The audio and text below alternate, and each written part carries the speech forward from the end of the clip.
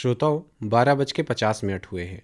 ये समय है कार्यक्रम रीवा डायरी का, जिसमें आप सुनेंगे बीते दिन यानी कि 3 जून 2020 की प्रमुख स्थानीय सूचनाएं एवं जानकारियां, जो कि संभागीय जनसंपर्क कार्यालय रीवा मध्य प्रदेश द्वारा प्रदत्त हैं। डिजी लैब से लॉकडाउन में भी घर घर जल रही शिक्षा की ज्योति। कमिश्नर डॉक्टर भार्गव ने डिजी लैब से पढ़ाई कर रहे बच्चों से उनके घर पर की भेंट। कोरोना संक्रमण के कारण पूरे देश में लॉकडाउन है। सभी शिक्षण संस्थान पूरी तरह से बंद हैं। ऐसी परिस्थिति में विद्यार्थियों को नियमित पढ़ाई की सुविधा देने के लिए मध्य प्रदेश शासन ने डिजिटल लर्निंग इन्हेंसमेंट प्रोग्राम डिजी लैब्स शुरू किया है। इसमें मोबाइल ऐप तथा टेलीविजन एवं रेडियो के माध्यम से कक्षा 1 से 12वीं तक के विद्यार्थियों को पढ़ाई की सुविधा दी जा रही है। डिजी लैब से लॉकडाउन में भी घर घर शिक्षा की ज्योति जल रही है। रीवा संभाग के कमिश्नर डॉक्टर अशोक कुमार भार्गव ने ग्राम खैरी, हरिजन बस्ती तथा ग्राम दोही में बच्चों के घर जाकर उनके शैक्षणिक गतिविधि की जानकारी ली। कमिश्नर डॉक्टर भार्गव ने हरिजन बस्ती खैरी में शालू साकेत, कविता, रानी साकेत आदि बच्चों से डिजी लैब से मिल रही शैक्षणिक सामग्री की जानकारी ली। कमिश्नर ने कहा कि संकट में भी शासन ने बच्चों की पढ़ाई जारी रखने के लिए डिजी लैब के माध्यम से व्यवस्था की है। कक्षा 1 से 12वीं तक के बच्चे मोबाइल ऐप के माध्यम से अपनी पढ़ाई जारी रखें। उन्होंने बच्चों के अभिभावकों से भी बच्चों की शिक्षा पर ध्यान देने का अनुरोध किया। कमिश्नर ने कहा कि सभी माता पिता बच्चों को टेलीविजन तथा मोबाइल से दी जा रही शैक्षणिक सामग्री का अवलोकन करें, साथ ही बच्चों द्वारा किए गए होमवर्क का भी अवलोकन करें। इसके बाद कमिश्नर डॉक्टर भार्गव ने पूर्व माध्यमिक शाला दोही में बच्चों से डिजी लैब के संबंध में चर्चा की। मोबाइल ऐप से पढ़ाई कर रही सोनिया साकेत, रीना, अंजू, राजू, सरिता साकेत, ज्योति तथा अन्य बच्चों ने बताया कि मोबाइल से प्रतिदिन होमवर्क मिलता है। एक ही मोबाइल से कई बच्चे बारी बारी से पढ़ाई कर रहे हैं। बच्चों ने कमिश्नर डॉक्टर भार्गव को कोरोना से बचाव के संबंध में बनाए गए सुंदर चित्र भी दिखाए।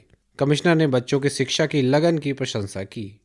कमिश्नर ने कहा कि शिक्षा ज्ञान और विकास की सीढ़ी है। परिस्थिति अनुकूल हो या प्रतिकूल, शिक्षा प्राप्त करने का क्रम रुकना नहीं चाहिए।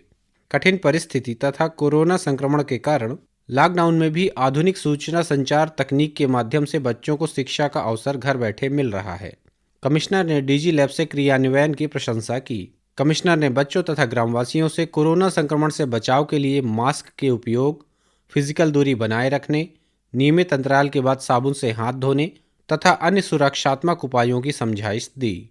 भ्रमण के समय दोही में ग्रामवासियों ने नाले की सफाई, मीठा पेयजल तथा बिजली के पोल लगाने के संबंध में अनुरोध किया।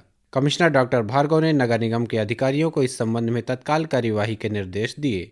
इस अवसर पर संयुक्त संचालक लोक शिक्षण अंजनी कुमार त्रिपाठी, डीपीसी सुदामा गुप्ता, वीआरसी प्रवीण शुक्ला, शिक्षकगण तथा ग्रामवासी उपस्थित रहे। कंटेनमेंट एरिया के कारण बोर्ड परीक्षा के 4 केंद्रों में स्थान परिवर्तन। कोरोना संक्रमण के कारण जिले की कुछ बस्तियों को कंटेनमेंट एरिया घोषित किया गया है, जिसके कारण यहां आवागमन प्रतिबंधित है।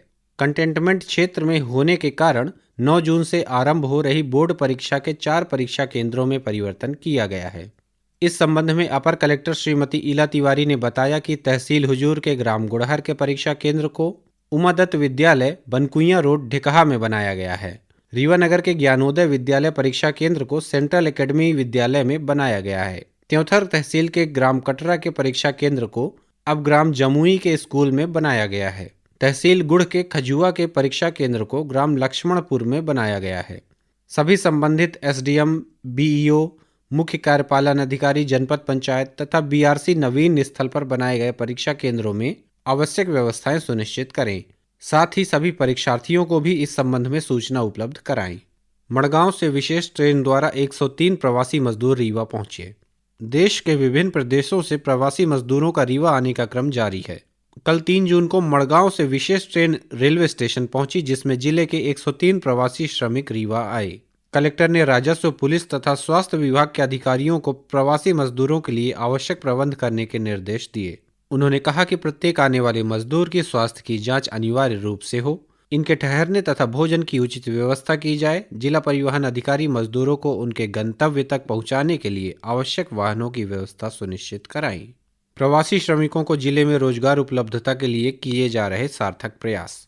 कोरोना संक्रमण काल में जिले के बाहर से आए प्रवासी श्रमिकों के लिए जिले में रोजगार दिलाए जाने के उद्देश्य से सार्थक प्रयास किए जा रहे हैं। कलेक्टर बसंत कुर्रे ने जानकारी दी कि अभी तक विभिन्न प्रदेशों व जिलों से रीवा जिले में 60,000 से अधिक श्रमिक आ चुके हैं, जिनके 7,000 से अधिक जॉब कार्ड बनकर 18,225 सदस्यों को जोड़ा गया, जिन्हें नरेगा के माध्यम से कार्य दिया जाएगा। उल्लेखनीय है कि जिले में 827 पंचायतों में नरेगा के कार्य चल रहे हैं, जिनमें 35,000 से अधिक मजदूर कार्य कर रहे हैं। इन कार्यों में 6,219 मस्टर जारी हुए तथा 2,000 से अधिक कार्य संचालित हैं।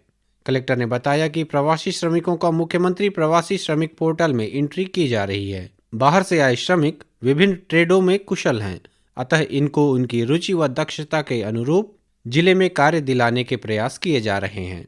कलेक्टर ने ग्राम उमरिया को कंटेनमेंट एरिया से मुक्त कराने के दिए आदेश। कलेक्टर बसंत कुर्रे ने गुड़ तहसील के ग्राम उमरिया में कोरोना संक्रमित मरीज मिलने के कारण संबंधित क्षेत्र के वार्ड क्रमांक 1 से 15 तक के क्षेत्र को कंटेनमेंट एरिया घोषित कर दिया था।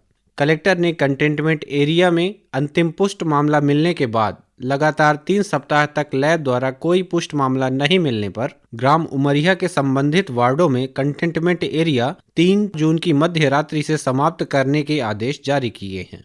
यह आदेश सामुदायिक स्वास्थ्य केंद्र रायपुर करचुलियान के मुख्य चिकित्सा अधिकारी एवं संबंधित इंसिडेंट कमांडर से प्राप्त प्रतिवेदन के आधार पर जारी किए गए हैं। 5,87,000 श्रमिक प्रदेश में वापस आए। अपर मुख्य सचिव एवं प्रभारी state control room Shri IPC Kesari ने जानकारी दी है कि अब तक कोरोना संक्रमण के कारण विभिन्न प्रदेशों में फंसे करीब 5,87,000 श्रमिक प्रदेश में वापस लाए जा चुके हैं। इनमें से 1,76,000 श्रमिक ट्रेनों और लगभग 4,11,000 श्रमिक बसों से वापस लाए गए हैं। श्री केसरी ने बताया कि अभी तक प्रदेश में 136 ट्रेनें आ चुकी हैं। कुल 140 ट्रेन आने की संभावना है। प्रदेश के बाहर से करीब 4,87,000 श्रमिकों को अन्य प्रदेशों की सीमा तक बसों से पहुंचाया जा चुका है। इसी के साथ आज की रीवा डायरी का ये अंक यहीं समाप्त होता है। कल पुनः मुलाकात होगी।